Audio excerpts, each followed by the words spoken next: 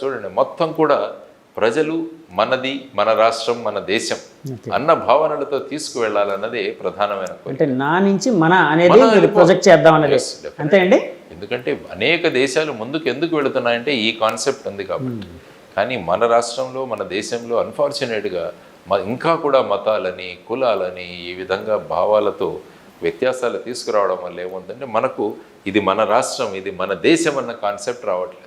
Only India Pakistan cricket match జరుగుతున్నప్పుడే ఈ భావం ఉంటుంది. సార్ ఈ మార్పులని రావాలని అంటే చాలామంది ఆలోచన పరులు లేకపోతే మీలాంటి వాళ్ళు అనుకుంటూ ఉంటారు. చాలామంది అంటే రాజకీయాలు ఉండే వాళ్ళు కూడా ఇలా కాకుండా వేరే విధంగా ఉంటే బాగున్నాను అనుకునే సందర్భాలు కూడా కొన్నిసార్లు ఉంటాయి. కానీ స్వాప్నికంగా తయారవ్వలేదా సార్? ఎందుకంటే నాకు మీరు అంటూ ఉంటే నాకు ఒకటి గుర్తొచ్చింది, రాహుల్ సాంకృత్యయన్ రాసిన 20వ శతాబ్దం నవల గుర్తొచ్చింది. సో అందులో లాగా అంటే మనది, మన ఆస్తి ఇలాంటివి లేకుండా మన సమాజం, మన బాగు అంటే అవసరమైనంత వరకే తీసుకోవడం, అవసరమైనంత వరకే తిండి తినడం, ప్రతి ఒక్కరు కంట్రిబ్యూట్ చేయడం, వర్క్ని, శ్రమని కంట్రిబ్యూట్ చేయడం, మొత్తం అంతగా చక్కగా ఉంచుకోవడం, ఇలాంటివన్నీ అందులో చూపించారు. ఇలాంటి ఒక స్వాప్నిక లోకం అనేది కనిపిస్తూ ఉంటుంది. అంటే ఇలాంటిది సాధ్యపడుతుందా సార్? బేసిక్గా మనం ఇప్పుడు ఇలాంటి సినేరియోలో మనం ఊహించచ్చా? బేసిక్గా దీనికి కావాల్సింది విద్యా విధానాల్లో మార్పు రావాలి. విద్యా విధానాల్లో మార్పు రావాలి, ఆలోచన విధానాల్లో మార్పు తీసుకురావాలి. అది సాధ్యమే. మన కమిట్మెంట్ ఎంత ఉన్నదనేది, ముఖ్యంగా పొలిటికల్ కమిట్మెంట్ అన్నది ఎంత ఉన్నది, పొలిటికల్గా ఎవరెవరిని ఎన్నుకుంటున్నాం అన్న దాని మీద ఆధారపడి ఉంటుంది. అందుకనే మేము అడుగుతున్నాం ప్రజలు, ఆలోచించండి, మూసపోసిన రాజకీయాలకు మీరు బలి కాకండి, కొత్త విధానాలను తీసుకొద్దాం, ఒక ప్రయత్నం చేద్దాం అన్నది మా కాన్సెప్ట్. చూద్దాం ప్రజలు ఏ విధంగా స్పందిస్తారు. సార్ సరే, మీ పార్టీ విషయం పక్కన పెడితే ఇప్పుడు 3 పార్టీలు కలిసాయి, జనసేన, టీడీపీ, బీజేపీ. సో ఆ కలయికని ఒక పార్టీ అధినేతగా మీరు ఏ విధంగా చూస్తారండి? అంటే రాజకీయాలలో ఏదైనా చేయొచ్చు అన్నదానికి ఇది ఒక ఉదాహరణ. అంటే మొన్నటి వరకు ఒకరినొకరు దూషించుకున్న పార్టీలు వాళ్ళ దగ్గరికి వచ్చేసి మరి ఈ విధంగా వచ్చినప్పుడు మరి ఏ విధంగా వీళ్ళు కొనసాగుతారన్నది కూడా, అంటే కేవలం కుర్చీలో కూర్చోవడానికి ఏదైనా చేయొచ్చు, సిద్ధం అన్నది, ఏదైనా సాధ్యం అన్నది వీళ్ళంతా అనుకుంటున్నారు. మరి రామరాజ్యం గురించి ఎలా మాట్లాడతాం మరి చెప్పండి. అలాగే మన ముఖ్యమంత్రి గారు జగన్ గారు చాలాసార్లు కొన్ని సభల్లో అంటున్నారు, నన్ను ఒంటరిని చేశారు, నేను ఒంటరివాడిగా ఉన్నాను, నాకు మీ సపోర్ట్ కావాలి అని ఒక రకమైన అంటే ఎమోషనల్గా అంటే ఆయన మాటలో వినిపిస్తుంది ఒక ఎమోషన్ అనేది. సో దాన్ని ఏ విధంగా చూడాలంటారు? ఎప్పుడైనా ఉన్న సిచ్యువేషన్లో ప్రజలకు చెప్పి వాళ్ళ సానుభూతిని తీసుకురావడానికి కూడా రాజకీయ నాయకులు ప్రయత్నిస్తారు. వారు దాని గురించి మాట్లాడుతున్నారు కానీ ప్రత్యేక హోదా గురించి ఏ స్పీచ్లో మాట్లాడలేదు, విభజన హామీల గురించి మాట్లాడలేదు, వీళ్ళు మాట్లాడలేదు, వాళ్ళు మాట్లాడలేదు, మోడీ గారి సభలోనే మాట్లాడలేదు. ఇంకేముందండి? అంటే ఇటువంటి సెంటిమెంట్లు రేజ్ చేసి మన టోటల్ ఎమోషనల్స్ మీద నడుస్తుంది రాజకీయం. ఎమోషన్స్, సెంటిమెంట్స్, దీన్నే పోస్ట్ ట్రూత్ ఫినామినా అంటారు. అంటే ఏ విధంగా సత్యాలు లేని విషయాలను సత్యాలను నమ్మిస్తూ ఓటర్ల యొక్క వాళ్ళ ప్రభావాన్ని మన చేతుల్లో పెట్టుకోవడానికి చేసే ప్రయత్నాలు ఏవైతే ఉంటాయో దాటినే పోస్ట్ ట్రూత్ అంటారు. ఇప్పుడు చూడండి, ఎవరైనా మాట్లాడుతున్నారా? ఇప్పుడు ఇద్దరు పార్టీలు రండి ఒక చోట కూర్చొని మనం ఒక స్టేజ్ మీద డిస్కస్ చేద్దాం, మన ఇద్దరం ఏం చేసాము రాష్ట్రం గురించి, ఎవరైనా వాళ్ళిద్దరు మాట్లాడుతున్నారు? సార్ ఇద్దరు ఎమ్మెల్యేలే, ఒక ఎమ్మెల్యే క్యాండిడేట్ లేకపోతే ఒక అపోజిషన్ క్యాండిడేటే ఒక స్టేజ్ని పంచుకోలేకపోతున్నారు, ఇంకా పార్టీ అధినేతలు పంచుకుంటారా సార్? పంచుకోవాలి. మరి ఎప్పుడైతే పంచుకోవాలి, మంచిదే పంచుకుంటే, కానీ పంచుకునే అవకాశం ఉందంటారా? ఎప్పుడైతే మీరు ప్రజల సేవకులు అనుకుంటారో ఆ సమయంలో మీరు వస్తారు ప్రజల దగ్గర. కానీ ఎందుకంటే ఆ మధ్య ఎక్కడో చదివానండి, అక్కడెక్కడో ఇద్దరు ఎమ్మెల్యే క్యాండిడేట్లను లేకపోతే ఎవరినో కూర్చోబెట్టి ఒక డిబేట్ చేస్తూ ఉంటే వీళ్ళ వర్గీయులు వాళ్ళ వర్గీయులు కొట్టుకున్నారని విన్నాను. మరి మీడియా చేయాల్సిన పని అది కదా. మీడియా మీరు ఆహ్వానించాలి. ఓకే, మీరు రాకుంటే ఆ సభకు మీరు ఏమీ చేయలేదు అన్నది ప్రజల్లోకి వెళుతుందని ఆ భయం పెట్టండి. మేము ప్రత్యేక హోదా గురించి డిస్కషన్ పెడతాం, అన్ని పార్టీలు రండి అని చెప్పండి. ఎవరు రాకుంటే వాళ్ళు ఏం చేయలేదన్నది ఒక భయం పెట్టండి. మీడియా భూమిక చాలా ముఖ్యం ఇందులో. మీడియా జస్ట్ వాళ్ళు ఏమంటున్నారో అన్నది రిపోర్టింగ్ కాదు, వీళ్ళందరూ నిజం మాట్లాడుతున్నారా లేదా అన్నది కూడా తీసుకురావాల్సిన అవసరం చాలా ఉంది. ఈ రాష్ట్రంలో ఒక పేపర్ చదివితే ఏమనిపిస్తుందంటే రాష్ట్రం ఇంత దారుణంగా ఉందనిపిస్తుంది, ఇంకో పేపర్ చూస్తే రాష్ట్రంలో ఇంతకు మించిన రాష్ట్రం లేదనిపిస్తుంది, రామరాజ్యంలో ఉందనిపిస్తుంది. ఇంత ధోరణి ఇక్కడే ఉంటే ఇంకా మరి ప్రజలకు ఈ విషయాలు ఎక్కడ తెలుస్తాయండి? So media should step in. Media కూడా ఆ విధంగా పొలిటికల్ షూస్లో వెళ్ళిపోతే ఏమవుతుందంటే మళ్ళీ again democracy will be in danger. ప్రజాస్వామ్యం అన్నది ప్రమాదంలో పడుతుంది. ఎందుకంటే అందుకనే దాన్ని ఫోర్త్ ఎస్టేట్ అన్నాం, అంత ప్రధానమైన భూమిక ఉన్న మీరు. అందుకంటే సోషల్ మీడియా నమ్ముతున్నారు ఇప్పుడు ప్రజలు ఎక్కువగా.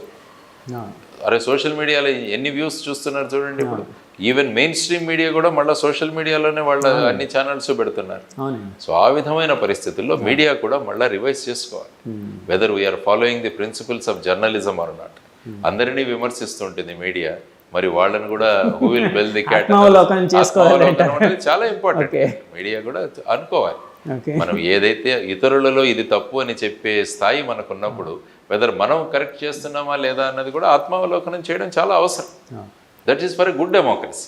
నేను అడుగుతున్నది దాని గురించి కాదు, ఒక మంచి ప్రజాస్వామ్యం కోసం. ఎందుకంటే ఇల్లు బాగుండాలనుకుంటాం మనం, ఎప్పుడు ఆనందంగా ఉండాలనుకుంటున్నాం, బయటికి వెళ్తే స్వేచ్ఛగా వెళ్ళాలనుకుంటాం. భయాలు, ఆందోళనలు, నా భూమి ఉంటుందో లేదో, రేపేమవుతుందో, ఇలాంటి భయాందోళనలో ప్రజలు ఉన్నప్పుడు అది it's not a good democracy. అది మంచి ప్రజాస్వామ్యం కాదు. కాబట్టి ప్రజాస్వామ్యం మారాలన్నదే జై భారత్ నేషనల్ పార్టీ యొక్క ప్రధానమైన. మీరు అన్నారు కాబట్టి, అంటే ఇందాక మీడియా కూడా ఆత్మావలోకనం చేసుకోవాలని అన్నారు కాబట్టి మేమైతే దానికి సంసిద్ధంగా ఉంటామండి. మా ఆత్మావలోకనం చేసుకుంటూ ఉంటాం. అలాగే ఇంకా ఫైనల్గా ముగించే ముందు, ఆ మధ్య మీ మీద ఒక ఆరోపణ వచ్చింది. జేడి లక్ష్మీనారాయణ గారు అంతకుముందు అంతా తెలుగుదేశం పార్టీకి సపోర్టివ్గా ఉండేవారు, చాలా సపోర్ట్ చేసేవారు. అనుకోకుండా జగన్ గారిని ప్రేజ్ చేస్తూ ఇది చేస్తూ ఉన్నారు. సో దానికి సంబంధించి మీరు ఒక ఇది కూడా ఇచ్చారు, అంటే దానికి చాలా ఇంటర్వ్యూలో చెప్పారు. అంటే ఏ పరిస్థితుల్లో మీరు అక్కడ పొగడాల్సి వచ్చింది, లేకపోతే అంటే ప్రభుత్వం చేస్తున్న పనుల్ని ప్రేజ్ చేయాల్సి వచ్చిందని. ఇప్పుడు నేను అడిగే స్ట్రైట్ క్వశ్చన్, ఇప్పుడు లక్ష్మీనారాయణ గారు ఏ పార్టీకి సపోర్టర్గా ఉన్నారు? ప్రజలకు సపోర్టర్గా ఉంటాం, కానీ నేను ఎప్పుడు పార్టీలకు సపోర్ట్గా ఉన్నాను. మేము ఇప్పుడు కూడా ప్రజలు బాగుండాలని కోరుకుంటాం. అందుకనే మేము పార్టీతో వచ్చాం. లేకుంటే ఏదో ఒక పార్టీతో వెళ్ళాల్సిన అవసరం ఉండేది కాదు. అన్ని పార్టీలు కూడా ఈ రాష్ట్రానికి న్యాయం చేయట్లేదు అన్న అభిప్రాయానికి వచ్చిన తర్వాత ఒక ఆల్టర్నేటివ్ ఉండాలి అని చెప్పి ప్రజలకు విషయాలు తెలియజేయాలన్న ఉద్దేశంతోనే దీనికి వచ్చాము. ఎందుకంటే ప్రజాస్వామ్య ప్రక్రియలో పార్టీలు నిలబడాలి, ఇవన్నీ కూడా జరుగుతుంటాయి. సో ఇది ఒక లాంగ్ డ్రాన్ బ్యాటిల్. ఇది ఒక ఎలక్షన్ కోసం వచ్చిన పార్టీ కాదు. ఇది వెళ్తుంది నెక్స్ట్ గ్రామ పంచాయతీ ఎలక్షన్స్, కార్పొరేషన్ ఎలక్షన్స్, ఈ విధంగా ముందుకు తీసుకెళ్తాం ఈ పార్టీ. ఎందుకంటే ప్రజలలో ఒక క్రెడిబిలిటీ, ప్రజలలో ఒక విషయాల మీద మాట్లాడే కెపాసిటీకి ప్రజల స్థాయిని పెంచితే అప్పుడు రాజకీయ పార్టీల స్థాయి కూడా పెరుగుతుంది. ఆ విధంగా ప్రజలను చైతన్యవంతులుగా చేయడానికి వచ్చింది జై భారత్ నేషనల్ పార్టీ. సార్, ఇందాక నేను ఇంటర్వ్యూకి వచ్చే ముందు ఓ మిత్రుడితో మాట్లాడుతూ ఇలా జేడి లక్ష్మీనారాయణ గారు ఇంటర్వ్యూ చేయడానికి వెళ్తున్నానంటే ఆయన తన క్వశ్చన్ అడగమన్నాడు. సో ఆయన క్వశ్చన్ని నా క్వశ్చన్గా అడుగుతున్నాను.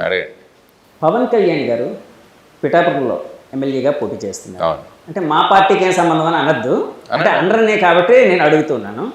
సో అక్కడ ఆయన గెలిచే అవకాశం, అంటే అక్కడ రాజకీయ పరిస్థితులు ఎలా ఉన్నాయని అనుకుంటూ ఉన్నారు? అంటే ఎందుకంటే మీరైతే ఆలోచిస్తూ ఉంటారు కదా, అన్ని పార్టీలు మూసో చూస్తూ ఉంటారు, అన్ని పరిస్థితులు తెలుసుకుంటారు.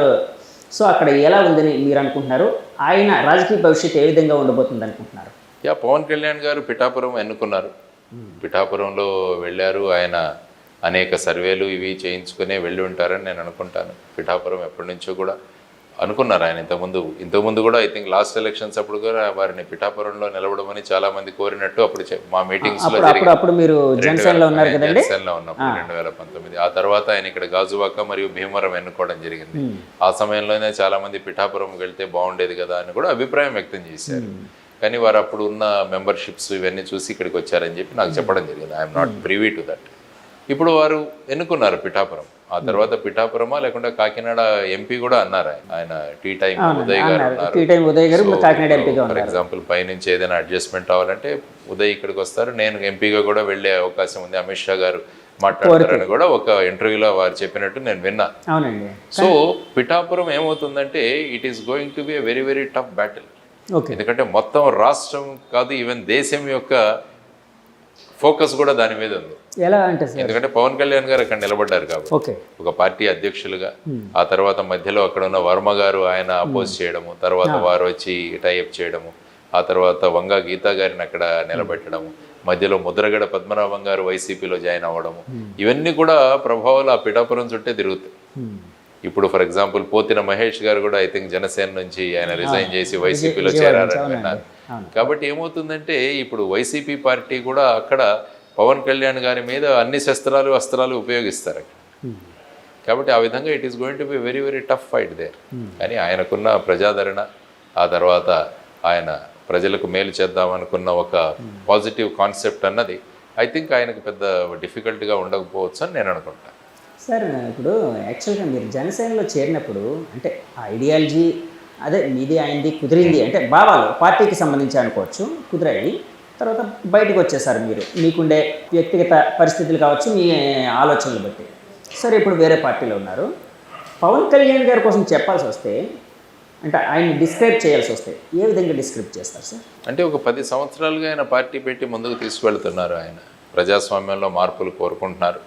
ప్రజాస్వామ్యంలో ఒక మార్పు తీసుకురావాలి, మార్పు రాజకీయాలు తీసుకురావాలి, యువతరాన్ని ముందుకు తీసుకువెళ్ళాలి అని మొదలుపెట్టారు పార్టీ. ఆ తర్వాత క్రమక్రమంగా ఆయనకున్న అనుభవంతో వారు ఇప్పుడు తెలుగుదేశం పార్టీతో పొత్తు పెట్టుకున్నారు. ఆ తర్వాత బీజేపీని కూడా అందులో సమావిష్టం చేసుకున్నారు. ఆ తర్వాత మొదట 24 సీట్లు, ఆ తర్వాత 21 అయ్యాయి. అందులో కూడా చాలామంది అనడం ఏంటంటే బయట నుంచి వచ్చిన వాళ్ళే చాలామంది ఎక్కువ ఉండిపోయారు. ఇతర పార్టీల నుంచి వచ్చిన వాళ్ళు లేకుంటే తెలుగుదేశం వద్ద నో అని అక్కడ సీట్ లేకుంటే వచ్చి బ్యాక్ డోర్ నుంచి ఇక్కడికి వచ్చారని కూడా చాలామంది అనుకుంటున్నారు. కాబట్టి వీటన్నిటిని కూడా వాళ్ళు బేరేజ్ వేసుకుంటూ ఉంటారు. ఫైనల్గా ఏంటంటే ఈసారి జనసేన నుంచి కొంత రిప్రజెంటేషన్ శాసనసభలో ఉండాలి. So that political party continue అవుతుంది అన్న కాన్సెప్ట్ కూడా ఉండవచ్చు. అదర్వైజ్ ఈసారి కూడా ఎవరు ఎన్నిక కాకుంటే మళ్ళీ దాన్ని ముందుకు లాగడం అన్నది కూడా చాలా సమయం పడుతుంది, చాలా శ్రమ తీసుకోవాల్సి వస్తుంది. మేబీ ఇవన్నీ ఆలోచించి ఆయన ఆ విధమైన నిర్ణయం తీసుకొని ఉండవచ్చు. So let us see, is a party president. ఆయన పార్టీ ప్రెసిడెంట్, ఆయన నిర్ణయాలు తీసుకోవడానికి ఆయనకి పూర్తిగా స్వేచ్ఛ ఉంటుంది. ఆయన అనేక పరిస్థితులను తీసుకొని ఆ తర్వాత ఈ విధమైన నిర్ణయాలు తీసుకునొచ్చు. కానీ పార్టీ ప్రెసిడెంట్ ఎప్పుడు కూడా తనను తీసుకున్న నిర్ణయాలకి తన బాధ్యత వహించవచ్చు. ఇప్పుడు నేను కూడా ఒక పార్టీ ప్రెసిడెంట్గా తీసుకున్న నిర్ణయాన్ని రేపు ఏదైనా అయితే నేను బాధ్యత వహించాలి. కాబట్టి చాలా బాధ్యతాయుతమైన పోస్ట్. కాబట్టి వారు కూడా ఆ పోస్టులో తీసుకున్న నిర్ణయాలన్నిటికీ కూడా రేపు వారు సమాధానం ఇచ్చుకోవాల్సి వస్తుంది. కాబట్టి ఇవన్నీ కూడా దృష్టిలో ఉంచుకొని వారు ఈ విధమైన నిర్ణయాలు తీసుకొని ఉండవచ్చు. లెట్ us see మే 13న ఏ విధంగా ఓటర్లు వాళ్ళ మనసును నిర్ణయించబోతున్నారో, వారు ఓటు ద్వారా వాళ్ళ అభిప్రాయాన్ని ఏ విధంగా వ్యక్తం చేసుకుపోతున్నారన్న చూద్దాం. సార్ చాలాసార్లు నేను బయట వింటుంది మీకోసం అడిగినప్పుడు అంటే జేడి లక్ష్మీనారాయణ గారి కోసం లేకపోతే ఆయన పార్టీ కోసం అడిగినప్పుడు చాలామంది అంటే నాకు 10 మందిలో 8 మంది 7 మంది నాకు వినిపించిన మాట అయితే ఉంటుందండి. అది క్లారిటీ కావాలని అడుగుతున్నారు. వాళ్ళు ఏమంటూ ఉన్నారంటే జేడి లక్ష్మీనారాయణ గారు చాలా మంచి వ్యక్తి, మంచి భావాలు ఉన్న వ్యక్తి, ఒక అఫీషియల్గా ఒక ఐపీఎస్ సివిల్ సర్వీస్లో కేడర్ నుంచి వచ్చారు, రకరకాల అనుభవం ఉంది. సో ఆయన సమాజం మీద ఒక తపన ఉంది, ఏదో చేయాలి. ఆయన లాంటి వ్యక్తి పవన్ కళ్యాణ్ గారితో కలిసి ఉంటే బాగుండేది, ఆయన పక్కాగా ఎలక్ట్ అయ్యేవారు, ఆయన రిప్రజెంటేషన్